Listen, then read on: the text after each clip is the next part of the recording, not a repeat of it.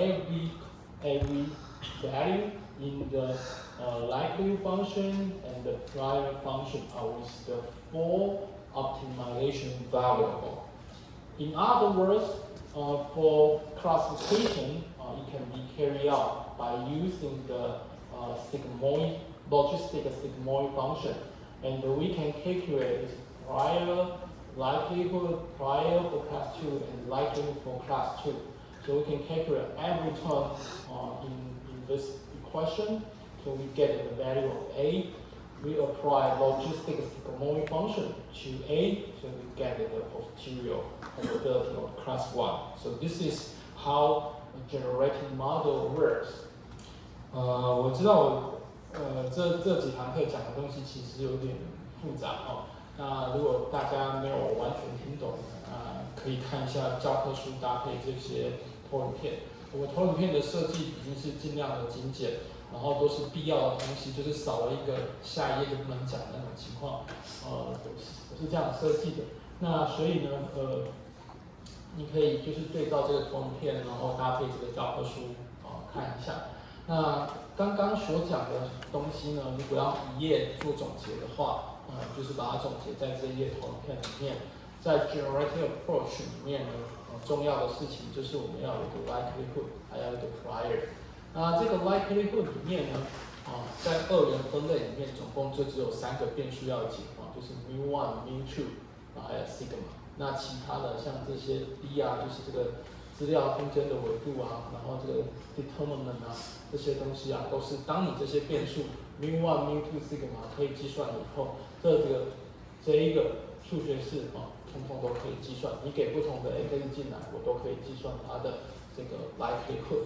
那这个 prior 呢，当你有这个最佳解出来的，就是你刚刚解出来这个 pi 的值是多少的，所以 p of c1 跟 p of c2 你也都可以计算那我们刚刚讲的这个解答呢，就是 log likelihood 微分等于0。这边呢，我们刚刚就是用这些技巧呢解出来的 pi mu1、mu2 跟 sigma。所以以上的这2个数学式，通通都可以计算，不同的 x 丢进来，我都可以计算这样。好，那我们刚刚讲 generative approach， 它是使用二元分类，是使用这种 logistic sigmoid function 来 formulate。那它输入的 a， 它输入的这个值呢，就是长得像这种格式嘛，都是从这个 likelihood 跟 prior 相乘来算的。那这些呢，我们刚刚讲过，这些我们通通都可以算，针对新的 x 进来我们都可以算。所以这个分子也有，分母也有，取 log 就有 a，a 再丢进来这个 sigmoid function，我就有第一个 class 的 posterior。那减掉第一个 class 的 posterior， 我就有第二个 class 的。所以这样子呢，我们就做完了这个 generative model。那因为呢复杂性的关系同样的技巧，通通都可以变成是把 sigmoid function 改成 softmax， 我们也通通都可以解。当然，如果你有兴趣的话，就看一下教科书这样子。Okay, so just have 10 minutes. So let's discuss some discriminative model. So I just completed the introduction to probabilistic generative model. Most researchers consider generating model indirect approach because we find the parameter of likelihood function and the prior function and apply base theory to get the posterior probability. So it is not the direct method, they are indirect. So in the third type of linear model given in the textbook is probabilistic discriminative model. They are directed approach because they use generalized linear model to represent posterior probability directly. We can ignore likelihood and the prior. Let's consider the advantages of discriminative approach over generative approach. First of all, discriminative approaches typically have better performance in most cases, especially when class condition density assumption given poor approximation to the true data distribution. In generative model, we assume that data of each class spread as a Gaussian. We further make the assumption that all the classes share the same covariance matrix. In some situations, those assumptions give very poor approximation for the underlying training data. Discriminated approach do not suffer from this limitation because we don't make any assumption about data distribution. The second advantage is that there are fewer parameters to be learned in the discriminative approach. Therefore, we can reduce the risk of overfitting. Okay, so before using a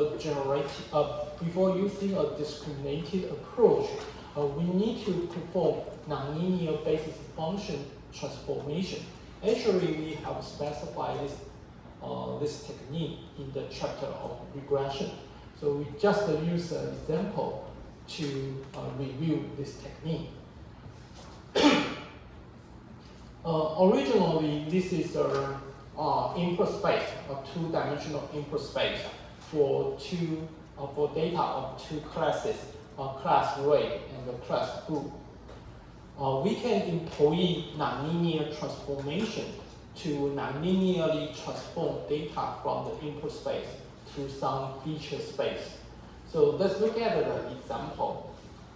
We use two Gaussian basis functions with the mean here and here, respectively, to transform the data from this input space to another two-dimensional space.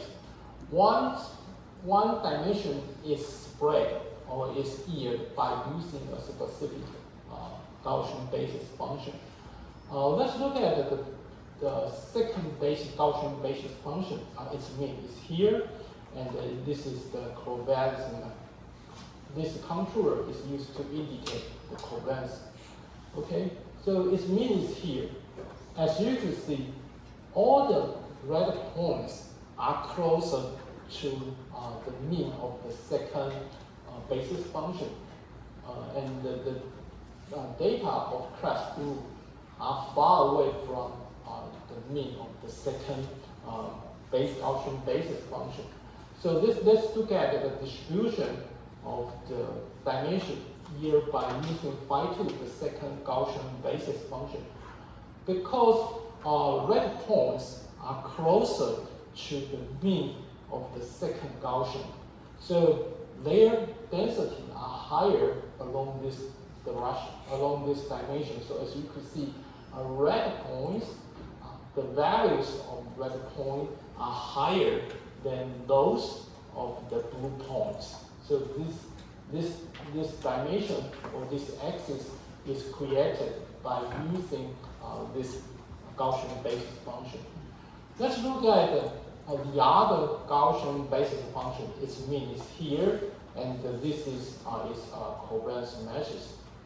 Okay, so there are three clusters of data. The first cluster belongs to class blue, and it is closer to the mean of the first Gaussian basis function. And this cluster is in the middle, and the last cluster is far away from the Gaussian mean. So this is the resultant dimension. As you can see, this cluster is given here, is given here. Their values are higher according to phi1. And the second cluster is given here. Their values are in the middle. And lastly, the last cluster are far away. The last cluster is far away from the mean of the first Gaussian basis function. So after mapping, their value are lower, their value are approaching 0. So this is how to use a nonlinear basis function to transform the original space to some two-dimensional feature space.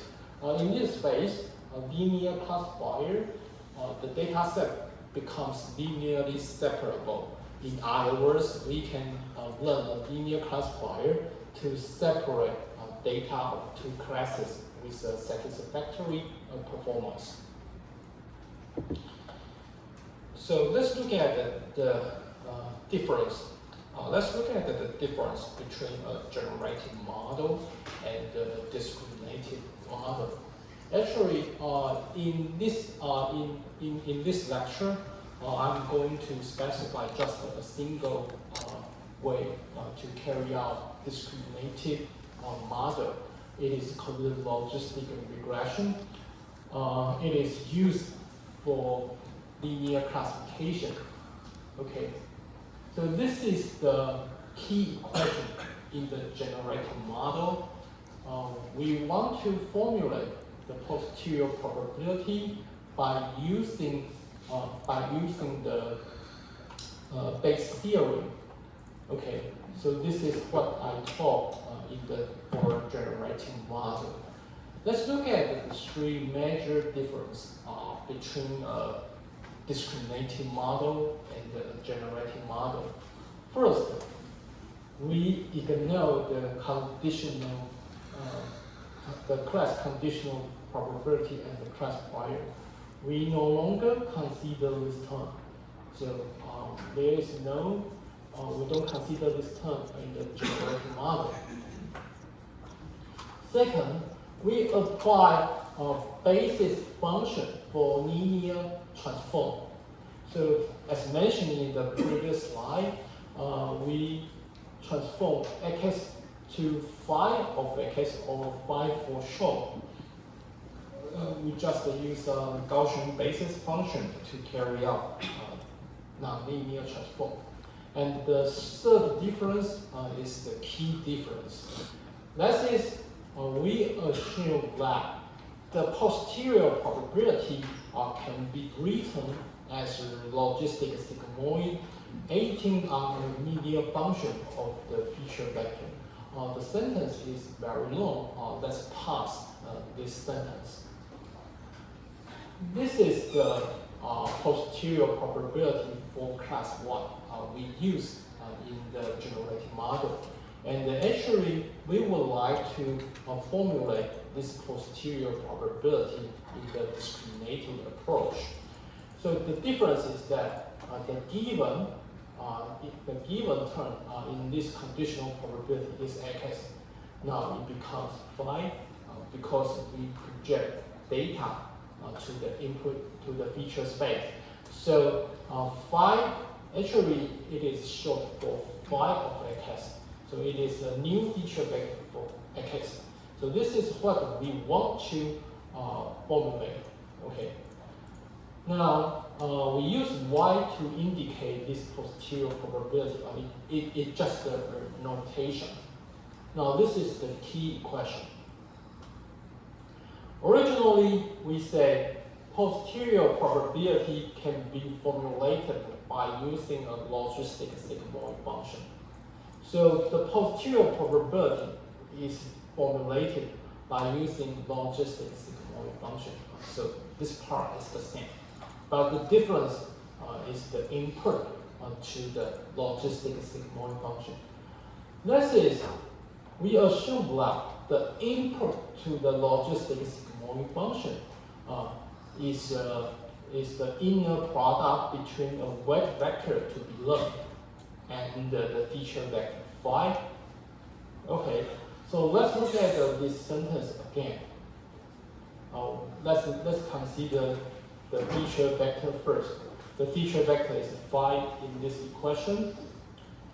A linear function of the feature vector, actually it is W transpose by the inner product between weight vector W and the phi, so it is a linear function of feature vector.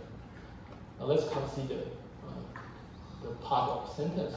logistic regression acting on a linear function of the feature vector. Actually, it is this term.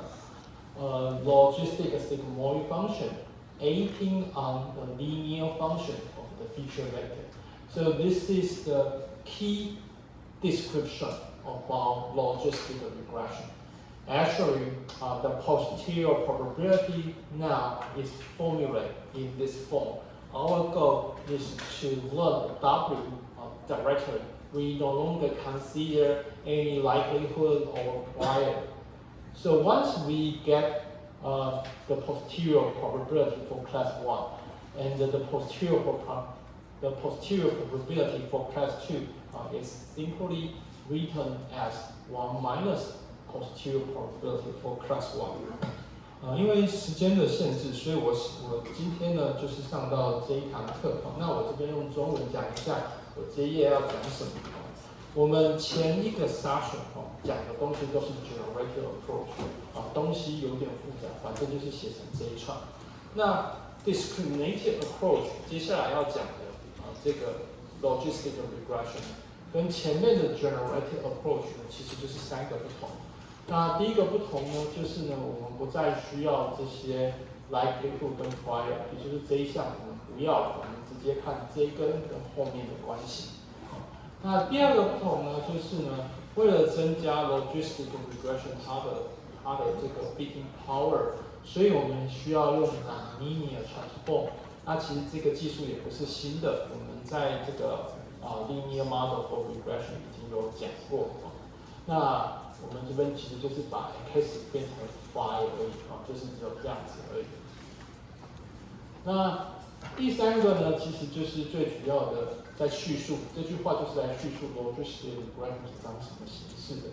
他说呢，这个 posterior probability 就是这个 posterior probability 呢，它呢仍然是使用一个 logistic regression 来表示，就从这一项到这一项来，所以从这一项它仍然是使用一个 logistic regression 来表示，但是呢，它呢输入呢，在这个 sigmoid function 呢，实际上就是一个feature vector 它的一个线性的组合。我们怎么样做到 feature vector 线性组合呢？实际上就是在算内积就是说呢，这个给定的 feature vector phi， 我们去最佳化这个 W， 所以 W 跟 phi 的内积值实际上就是它的不同的 element 之间的一个线性的组合，或一个线性的 function。所以呢，这个 logistic regression 就是呢，套用在这个 logistic function 上面。然后它把它 apply 在就是你要学习的 W 跟 phi 之间的内积。那我们之后的目标学习这个 logistic regression， 其他最佳化过程有点复杂，就是呢我们要怎么去解这个 W 这样子。好，this is the course today. So